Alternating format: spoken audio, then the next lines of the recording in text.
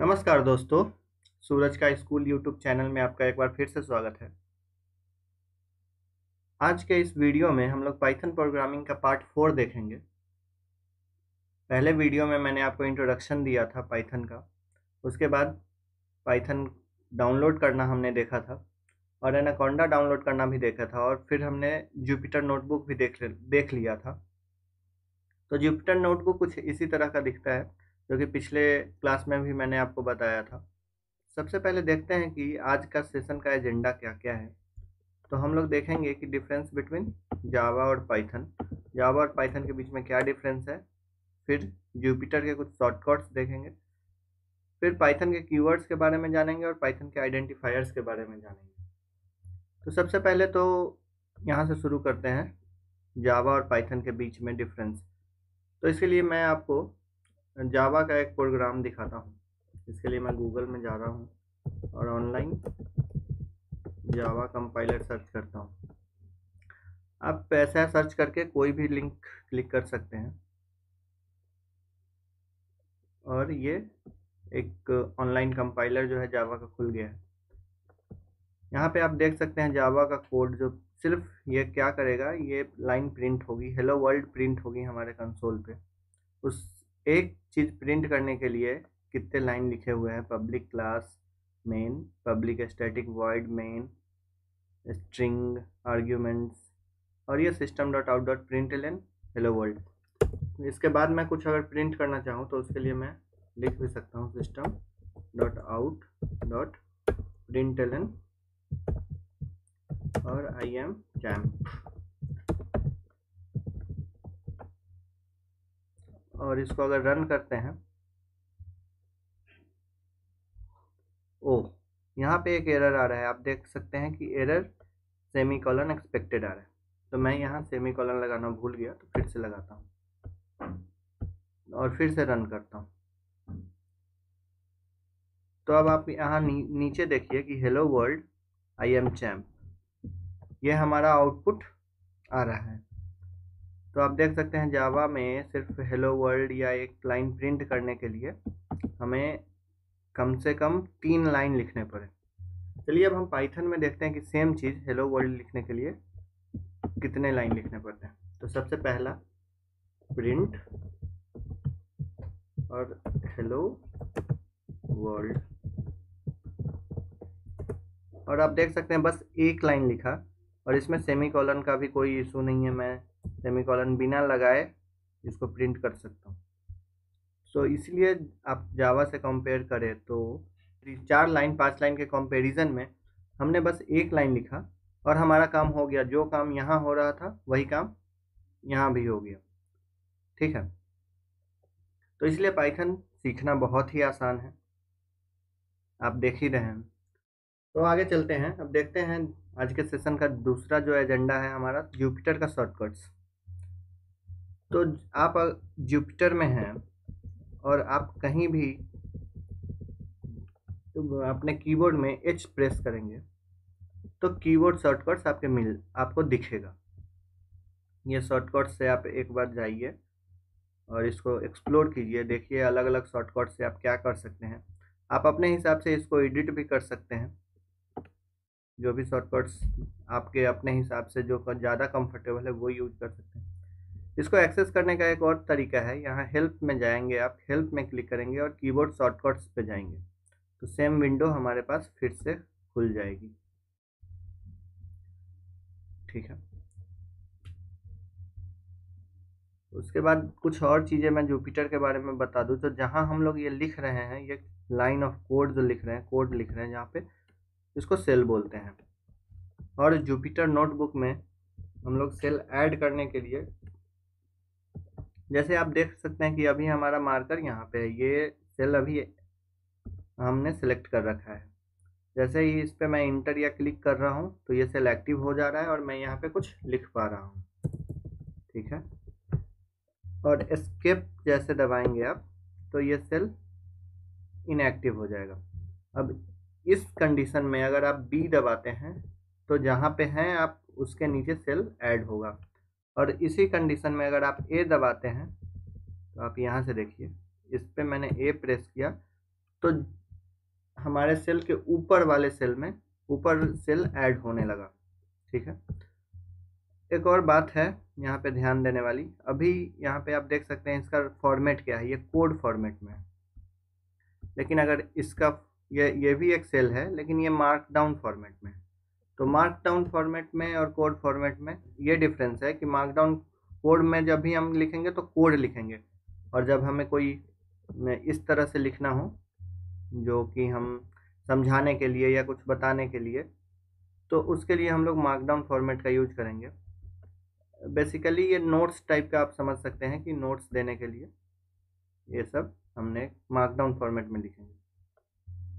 ठीक है, तो अब हमने कीबोर्ड जुपिटर के कीबोर्ड शॉर्टकट्स देख लिए, उसके सेल ऐड करना सीख लिया, किसी भी सेल के ऊपर या सेल के नीचे ऐड करना सीख लिया।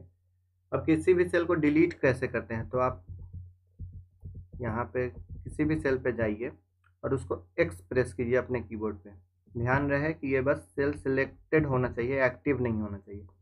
जैसे ही आप एक्स प्रेस ये करेंगे तो ये सेल डिलीट हो जाएगा। ऐसे ही एक्स प्रेस करेंगे जो भी सेल होगा वो डिलीट हो जाएगा। ठीक है, अब आगे चलते हैं। तो सबसे पहला कंसेप्ट हम देखते हैं आज कीवर्ड्स। तो और एक शॉर्टकट और मैं आपको अभी बता देता हूँ। जैसे ये सेल एक्टिव है, मतलब अभी सेल हमने सेलेक्ट कर रखा है, इसको अगर हमें मार्कडाउन में चेंज करना है तो उसके लिए एम अपने कीबोर्ड में डालेंगे और ये मार्कडाउन में चेंज हो जाएगा। सेम सेल अगर आपको कोड में चेंज करना है तो उसके लिए वाई अपने कीबोर्ड में प्रेस करेंगे और ये कोड में चेंज हो जाएगा। तो अभी मैं मार्कडाउन करता हूँ और यहाँ लिखता हूँ कीवर्ड्स। जैसा कि आपको मैंने पहले बताया था, रन करने के लिए कंट्रोल और इंटर दबाते हैं। तो मार्कडाउन सेल को आप रन ना भी करें तो भी कोई प्रॉब्लम नहीं है। अब कीवर्ड्स अब आ गए, तो ये कीवर्ड्स आ गए। तो कीवर्ड्स कहते किसको है? कीवर्ड्स वो रिजर्व कीवर्ड्स हैं जो कि पाइथन के का अपना ओन मीनिंग है उसको हम अपने प्रोग्राम में ये वेरिएबल्स के तौर पे या क्लास नेम के तौर पे या फंक्शन के नेम के तौर पे या किसी आइडेंटिफायर के तौर पे हम लोग यूज नहीं कर सकते। कीवर्ड्स केस सेंसिटिव होते हैं। जैसे मैं अगर लिख दूं यहाँ पे रूल्स या कीवर्ड्स कैसे क्या क्या होते हैं, तो कीवर्ड्स जो हैं इसको पहले मार्कडाउन में चेंज कर लेता हूँ। तो कीवर्ड्स क्या होते हैं कि पहले तो केस सेंसिटिव होते हैं।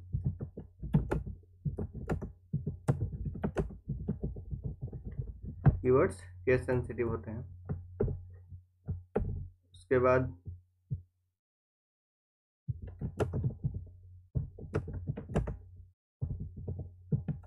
हम लोग कीवर्ड्स का यूज़ अपने प्रोग्राम में वेरिएबल का नाम डिफाइन करने के लिए या किसी फंक्शन का नाम डिफाइन करने के लिए या किसी आइडेंटिफायर्स के तौर पे फायर्स के तौर पे हम लोग नहीं यूज कर सकते। ठीक है, तो अगर हम जानना चाहें कि पाइथन में कौन कौन से कीवर्ड हैं, तो इसके लिए मैं आपको बताता हूँ। आपको करना है इंपोर्ट कीवर्ड, इंटर प्रेस कर देना है और फिर नेक्स्ट लाइन में जाके आपको लिखना है कीवर्ड डॉट kw, और टैब दबाने से क्या होगा कि इससे मिला जुला जो भी होगा ना, आप यहाँ देखिए, यहाँ कीवर्ड डॉट के लिखा और टैब दबाया, तो यहाँ पे ये दो ऑप्शन, ये ऑटो कंप्लीट का ऑप्शन है टैब दबाने के बाद। तो कीवर्ड डॉट kw लिस्ट लिख दिया हमने और इसको हम प्रिंट कर लेते हैं। तो आगे प्रिंट लगा दिया और इसको ब्रैकेट में क्लोज कर दिया, और जैसे ही कंट्रोल और इंटर हम दबाएंगे तो हम देख सकते हैं ये सारे कीवर्ड्स पाइथन में पहले से डिफाइंड है। इन कीवर्ड्स का यूज हम लोग अपने प्रोग्राम में वेरिएबल का नाम डिफाइन करने के लिए या फंक्शन का नाम डिफाइन करने के लिए नहीं कर सकते हैं। और ये कीवर्ड्स अब आप देख सकते हैं, केस सेंसिटिव का मतलब फॉल्स हमें एफ कैपिटल लिखना है, नन का एन कैपिटल लिखना है, ट्रू का टी कैपिटल लिखना है और बाकी सारा स्मॉल में लिखा हुआ है। अगर हम जानना चाहें कि टोटल कितने कीवर्ड्स है पाइथन में, तो उसके लिए हम लोग करेंगे प्रिंट, और लेंथ एक फंक्शन है, len एक फंक्शन है जो कि हमको लेंथ बताता है, keyword.kw लिस्ट। तो ये हमको बताएगा, देखिए ये बता रहा है 35, तो टोटल ये 35 कीवर्ड्स हैं। इनका हमें अपने प्रोग्राम में as a variable, as a function name, as identifiers use करना मना है, इन्हें हम नहीं यूज कर सकते। अब हम आते हैं अपने नेक्स्ट टॉपिक पे, जो है आइडेंटिफायर्स। तो यहाँ पहले इसको मैं मार्कडाउन में चेंज कर लेता हूँ, और आइडेंटिफायर्स, तो आइडेंटिफायर्स किसको कहते हैं? तो आइडेंटिफायर्स वो है जो कि नाम जो हम लोग देते हैं गिवन टू क्लास या फंक्शन या वेरिएबल्स, तो इनको जो भी क्लास का नाम देते हैं या फंक्शन का नाम देते हैं या वेरिएबल का नाम देते हैं, इनको आइडेंटिफायर्स बोलते हैं। आइडेंटिफायर्स के कुछ रूल्स होते हैं। आइडेंटिफायर्स के कुछ रूल्स हम लोग देख लेते हैं। सबसे पहला रूल है कि ये can be lower case alphabet, small a to small z, upper case alphabet capital A to capital Z, digits 0 to 9 and underscore। इन सबों को मिला के हम लोग आइडेंटिफायर्स बना सकते हैं। और इसका दूसरा रूल है कि कीवर्ड्स जो है, keywords can't be used as identifiers. Keywords का यूज हम लोग आइडेंटिफायर के तौर पे नहीं कर सकते हैं। उसके बाद हमें पता ही है कि पाइथन एक केस सेंसिटिव प्रोग्राम है, और इसमें जैसे हमारे सिंबल्स जो हैं, जैसा कि @ सिंबल हो गया, हाँ, एक्सक्लेमेशन मार्क हो गया, हैश सिंबल हो गया, या डॉलर का साइन, परसेंटेज का साइन, एम्परसेंड साइन, हैस्ट्रिक मार्क, ये सब हम लोग आइडेंटिफायर में नहीं यूज कर सकते। तो चलिए हम लोग कुछ एग्जांपल देख लेते हैं। सबसे पहला है कि लोअर केस हो सकता है, अपर केस हो सकता है। तो अगर मैं कुछ ऐसा लिखूं, माई नेम, तो ये एक वैलिड आइडेंटिफायर है क्योंकि इसमें lower case A to Z आ रहा है। अगर मैं कुछ ऐसा लिखता, माई नेम, तो ये भी एक वैलिड आइडेंटिफायर है। या मैं कुछ ऐसा लिखता, माई नेम, ये भी एक वैलिड आइडेंटिफायर है। ध्यान देने वाली बात यहाँ ये है कि तीनों अलग अलग वेरिएबल्स के नाम हैं, या आप इसको फंक्शन के नाम के भी तौर पे यूज कर सकते हैं। तीनों अलग अलग है। तीनों अलग अलग इसलिए है क्योंकि तीनों में आप देख सकते हैं तीनों के केस अलग अलग है। इसमें सब कैपिटल है, इसमें पहला कैपिटल है, और इसमें कोई भी कैपिटल अल्फ़ाबेट नहीं है। इसके बाद हम लोग डिजिट्स का भी यूज कर सकते हैं, जैसे कि var1, ये वेरिएबल 1 जो कि एकदम करेक्ट है। लेकिन अगर हम चाहें कि वन वैर लिखना, तो ये गलत हो जाएगा। क्यों? क्योंकि ये पाइथन इसको अलाउ नहीं करता। पाइथन का जो भी डिक्शनरी है वो उसको अलाउ नहीं करता। अगर हम इसको रन करें तो आप देख सकते हैं कि हमको कुछ एरर मिलेगा, और वो एरर इस टाइप का दिख रहा है, सिंटैक्स एरर, इनवैलिड सिंटैक्स। इसका मतलब है कि पाइथन का जो डिक्शनरी है, पाइथन का जो ग्रामर है, जैसे हमें इंग्लिश में ग्रामेटिकल मिस्टेक, ग्रामेटिकल एरर मिलता है, उसी तरह से पाइथन में ये सिंटैक्स एरर होता है। पाइथन के ग्रामर में ये अलाउ नहीं है। लेकिन अगर इसी चीज़ को हम यहाँ var1 लिखते और =10 लिखते, तो ये बिल्कुल सही है। हमें आउटपुट कुछ नहीं आया, वो अलग बात है क्योंकि हमने कुछ प्रिंट ही नहीं किया। अगर हम यहाँ प्रिंट var1 लिख दे तो हमें 10 प्रिंट हो रहा है, 10 प्रिंट हो रहा है हमारा। ये वेरिएबल 1 में जो भाई वैल्यू स्टोर हमने किया। अच्छा, ये वेरिएबल 1 क्या है? तो वेरिएबल 1 ये कंटेनर टाइप का है, ये एक वेरिएबल है और जिसमें हम 10 का वैल्यू स्टोर कर रहे हैं। समझ लीजिए कि वेरिएबल 1 एक डब्बे का नाम है जिसमें हम 10 का वैल्यू स्टोर कर रहे हैं। या आप अपने घर में देखते होइएगा डब्बे में आप 5 किलो चावल या चीनी या कुछ भी तो स्टोर करते हैं, इसी तरह से उस डब्बे का नाम है और ये भी एक वेरिएबल जो कि इस वैल्यू 10 को स्टोर कर रहा है। आइडेंटिफायर के लेंथ के बारे में कोई भी रूल्स नहीं है, इसका लेंथ कुछ भी हो सकता है। या तो आप सिर्फ ए लिख के भी आइडेंटिफायर बना सकते हैं या आप ABCDEFGH कुछ भी लिख के आइडेंटिफायर बना सकते हैं। लेकिन हमें ध्यान रखना है कि आइडेंटिफायर जो भी लिखे हम वो मीनिंगफुल हो, प्रोग्राम के अकॉर्डिंग वो मीनिंगफुल हो। जैसा मैंने यहाँ पे लिखा माई नेम, तो ये बता रहा है कि ये मेरा नाम होगा। ये इसमें जो भी वैल्यू स्टोर मैं करूँगा, और सपोज हम यहाँ पे मेरा नाम स्टोर कर लेते हैं, मयंक स्टोर कर लेते हैं, तो ये बता रहा है कि मेरा नाम इसमें स्टोर्ड है। मेरा नाम जो भी है वो इस वेरिएबल को असाइंड है।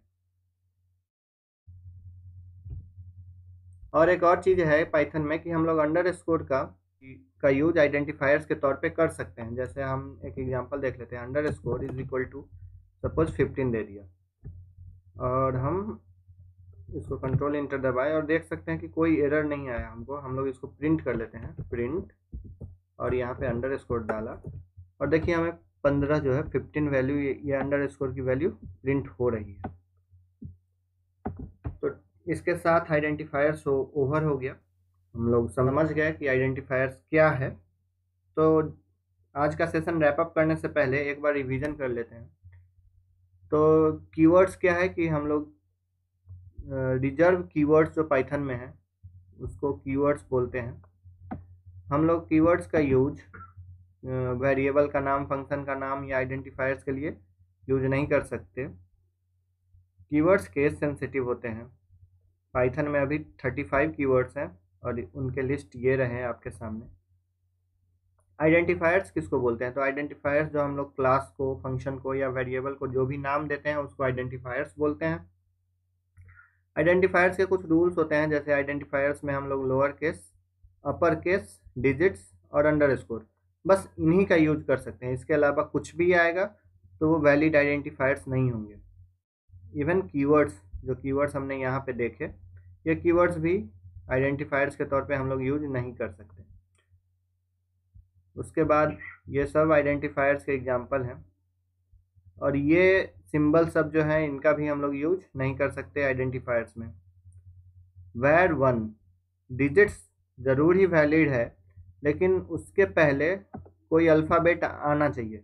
अल्फ़ाबेट से पहले अगर डिजिट आ गया तो वो भी इनवैलिड है। वो सिंटैक्स एरर हमको कुछ इस तरह से देगा जो भी हमने देखा। सिर्फ अंडरस्कोर का यूज करके हम लोग एक वैलिड आइडेंटिफायर बना सकते हैं। एक चीज़ यहाँ पे छूट गई, जैसे हमने कोई एग्जांपल नहीं देखा जहाँ पे हम ये कीवर्ड का यूज करते हैं। तो आपको एक एग्जांपल बता ही देता हूँ। जैसे एंड एक कीवर्ड है, जो कि आप यहाँ पे देख सकते हैं कि एंड एक कीवर्ड है और वो लोअर केस में लिख रखा है। तो एंड का चलिए हम लोग एक एग्जांपल देख लेते हैं। And is equal to suppose हमने 20 दे दिया और कंट्रोल इंटर दबाया, तो जैसे ही मैंने कंट्रोल इंटर दबाया यहाँ देख सकते हैं कि ये एरर दे रहा है, इनवैलिड सिंटैक्स एरर आ रहा है ये। तो इसका कहने का मतलब है कि ये पाइथन के ग्रामेटिकल एरर है, एंड को हम यूज नहीं कर सकते। लेकिन सेम अगर यहाँ पे मैं कैपिटल ए दे दूँ तो अब ये वैलिड हो जाएगा। क्यों? क्योंकि पाइथन केस सेंसिटिव है। स्मॉल ए के साथ जो एंड लिखा गया था वो पाइथन के कीवर्ड लिस्ट में शामिल है। कैपिटल ए लिखूंगा, कोई इशू नहीं है, ये हम यूज कर सकते हैं। तो इस वीडियो में बस इतना ही। मैं रेकमेंड करता हूँ कि आप जाएं इसके अराउंड अपने कीवर्ड्स और आइडेंटिफायर्स के साथ और प्रैक्टिस करें। डिस्क्रिप्शन में मैंने डाउनलोड के लिंक दे दिए हैं, एनाकोंडा डाउनलोड का और पाइथन डाउनलोड का। तो अगर आपने अभी तक डाउनलोड नहीं किया है तो पहले वो डाउनलोड कर ले, जिससे आप पाइथन को रन कर पाएंगे अपने सिस्टम पे। ये वीडियो कैसा लगा आपको, ये कमेंट करके हमको बताएं। कोई प्रॉब्लम हो आपको, उसके लिए भी आप कमेंट कर सकते हैं। आप हमारे साथ फेसबुक, लिंक्डइन, ट्विटर के थ्रू जुड़ सकते हैं। अगर आपने अभी तक हमारे चैनल को सब्सक्राइब नहीं किया तो सब्सक्राइब कर ले और बेल आइकन को ज़रूर दबाएं, ताकि मैं जब भी नया वीडियो लेके आऊँ तो वो आपके सामने आए। चूँकि कोरोना वायरस का केस बहुत ज़्यादा फैल रहा है भारत में और विदेशों में भी, तो अपना ख्याल रखें, घर पे रहें, सुरक्षित रहें। धन्यवाद।